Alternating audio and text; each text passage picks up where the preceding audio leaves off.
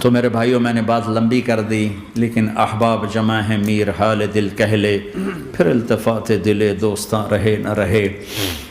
اپنی زندگی کو واپس لاؤ اللہ اس کے رسول کی طرف، اللہ اس کے رسول کی طرف، اللہ اس کے رسول کی طرف۔ تبلیغ اس کو سیکھنے کی ایک خوبصورت محنت ہے کہ میرے 2 گھنٹے کی بات سے اللہ کرے قابو میں آ جائے تو مجھے اور کیا چاہیے، لیکن دنیا کا دستور یہ ہے کہ چیز محنت سے ملتی ہے۔ تو بڑے عرصے کے بعد اللہ نے ہمیں یہ تبلیغ کا کام دیا ہے جو دین کی محنت ہے، کسی فرقے کی نمائندہ نہیں، کسی مسلک کی نمائندہ نہیں، اس میں محض اللہ اس کے رسول کی بنیاد پر سب کو سینے سے لگانے کی محنت ہو رہی۔ میں نے جن استادوں سے پڑھا ہے انہوں نے ہمیں یہی سبق دیا تھا کہ سب سے محبت سیکھو، نفرت کرنے والے سے بھی محبت سیکھو۔ ہمارے ایک ساتھی جواد وسیم صاحب ڈراموں میں ہوتے تھے، پھر 4 مہینے لگے ان کے، تو وہ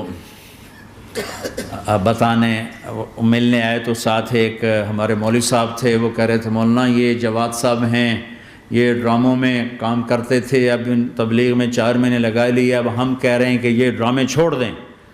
تو مولانا نے فرمایا جو وہاں گرے پڑے ہیں ان کو کون اٹھائے گا، ان کو کون اٹھائے گا؟ تو انہوں نے ذرا غصہ دلانے کے لیے کہا مولانا وہاں لڑکیاں ننگی ناچتی ہیں۔ تو مولانا نے کہا ہماری ہی بیٹیاں ہیں، ہماری ہی بیٹیاں ہیں۔ کوئی مولوی صاحب کہہ سکتا ہے ناچنے والی کو میری بیٹی ہے؟ کہا ہماری ہی بیٹیاں ہیں۔ میں نے اس استاد سے قرآن سیکھا ہے، انہوں نے ہمیں محبت سکھائی ہے کہ محبت دو، لوگوں کو محبت دو، محبت۔ عامر خان سے میری ملاقات ہوئی، میں نے اس کو کوئی دین کی بات نہیں کی، صرف محبت دی۔ اب تک اس کے میسیج آتے کہ میں زندگی میں کسی سے متاثر نہیں ہوا، تم پہلے آدمی ہو جس سے میں متاثر ہوں، میں نے کوئی جادو کیا، صرف محبت۔ لوگوں کو محبت دو، قریب ہوں گے۔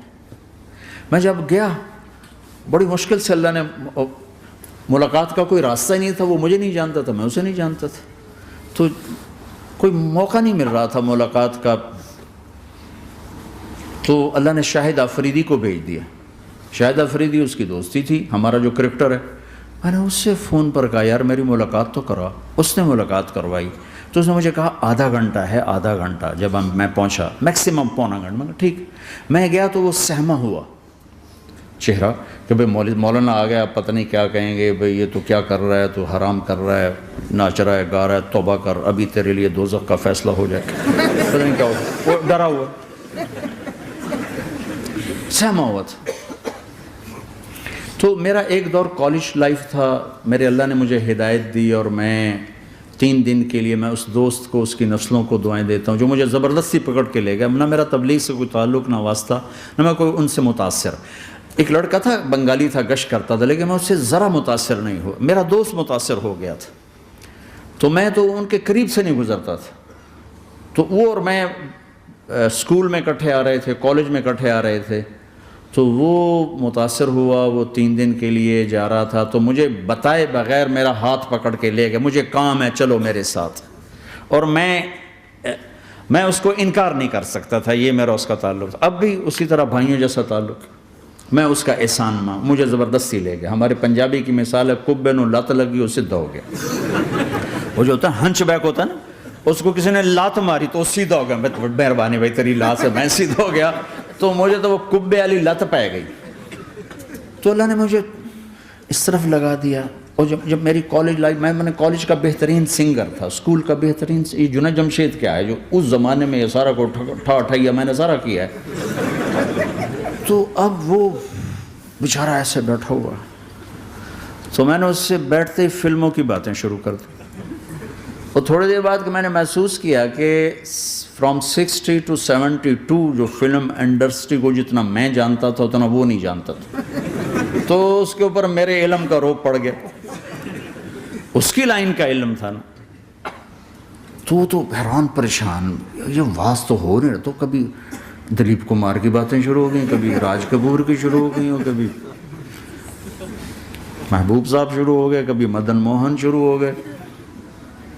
وہ آدھا گھنٹہ تو یوں ہی گزر گیا. تو آدھے گھنٹے کے بعد میں نے کہا جی ہمارا تو ٹائم اوور کا نہیں, اٹھیں چلے ادھر چل کے بیٹھتے. وہ کھانے کی ٹیبل پر تھے تو ہم وہاں جا کے بیٹھ گئے. پھر وہی باتیں شروع ہو گئیں. جب اس کا سارا خوف دور ہو گیا اور ریلیکس ہو گیا, اس میں پونے گھنٹے سے 50 منٹ گزر گئے تھے. تو پھر میں نے کہا عامر بھائی آپ حج پہ آئے ہیں, اگر آپ اجازت دیں تو آپ کو اپنے نبی کا حج سنو. کہنے لگے ہاں جی ضرور سنائی. پھر میں 1.25 گھنٹہ بولتا رہا اور وہ ایسے کر کے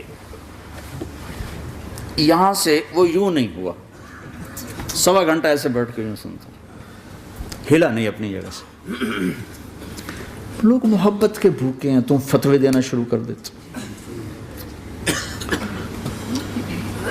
جنید جمشید کے بارے میں مجھے پتہ چلا کہ ساتھی اس کے گھر کھانا نہیں کھاتے کہ حرام کمائی. تو وہ بہت ڈس ہارٹڈ ہے, نیا نیا تبلیغ میں آ رہا تھا. میرا آگے کہیں سفر تھا, جماعت میں جا رہے تھے, کراچی سے آگے جانا تھا. تو میں نے اسے فون کیا کہ میں آ رہا ہوں, میں کھانا تیرے گھر کھاؤں گا. تو وہ کہنے لگا میرے گھر؟ میں نے کہا ہاں تمہارے گھر. پھر کہنے لگا میرے گھر؟ میں نے کہا ہاں تمہارے گھر. کہا واقعی میرے گھر؟ میں نے کہا ہاں واقعی تمہارے گھر. کہا یہ تو میرا تو گھر تھا, کوئی نہیں کھانا کھاتا, کہتے حرام ہے. میں نے کہا میں اتنا بڑا مولوی نہیں ہوں, میرا گزارا ہو جائے گا.